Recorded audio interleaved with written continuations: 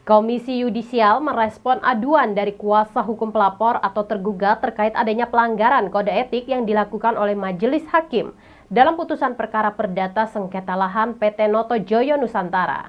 Komisi Yudisial turun langsung melakukan pemeriksaan terhadap sejumlah saksi, termasuk Majelis Hakim yang memutus perkara perdata sengketa lahan tersebut. Komisi Yudisial merespon cepat aduan dari kuasa hukum pelapor atau tergugat atas putusan Majelis Hakim Pengadilan Negeri Kepanjen Malang dalam perkara perdata sengketa lahan PT Noto Joyo Nusantara yang diputus tanggal 4 April lalu dengan turun ke Malang dan memeriksa sejumlah saksi, termasuk Majelis Hakim yang memutus perkara tersebut. Kuasa hukum pelapor atau tergugat Sumardan SH mengapresiasi adanya respon cepat dari Komisi Yudisial terkait aduan atau laporan yang dilayangkan pihaknya. Sumardan mengaku bahwa Komisi Yudisial telah memeriksa sejumlah saksi kliennya selaku tergugat. Selain memeriksa 6 orang saksi, Komisi Yudisial juga akan memintai keterangan dari 3 majelis hakim dan panitera yang memutus perkara perdata sengketa lahan nomor 203-PDT.G/2023 Pengadilan Negeri Kepanjen. Sumardan mengatakan bahwa materi pemeriksaan saksi yang dilakukan oleh Komisi Yudisial berkaitan dengan adanya dugaan pelanggaran kode etik yang dilakukan oleh Majelis Hakim dalam memutus perkara tersebut. Sumardan juga menambahkan bahwa setelah pemeriksaan saksi, Komisi Yudisial juga akan mendalami perkara dugaan rekayasa keterangan saksi yang tidak pernah disampaikan pada saat sidang.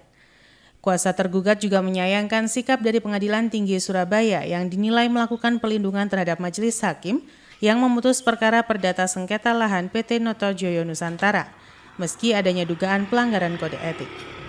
Sementara dengan diresponnya aduan tersebut oleh Komisi Yudisial, kuasa hukum tergugat Sumardan berharap nantinya dapat memberikan efek jera bagi Majelis Hakim dan kasus tersebut tidak kembali terjadi, serta dalam memutuskan sebuah perkara dilakukan seadil-adilnya sehingga tidak merugikan masyarakat. Materi yang diperiksa itu terkait dengan pelanggaran kode etik yang tertulis di dalam putusan. Apa yang dianggap pelanggaran kode etik terkait dengan gugatan penggugat itu kurang subjek. Karena dalam gugatan itu sudah disebut secara jelas.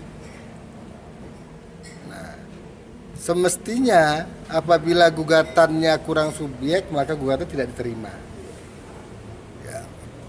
Yang kedua yang diperdalamkan adalah rekayasa terkait dengan keterangan saksi.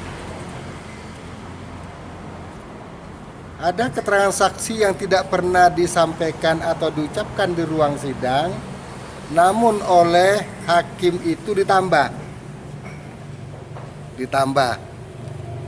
Itu yang diperdalamkan oleh Komisi Yudisial. Simon Alfredo melaporkan.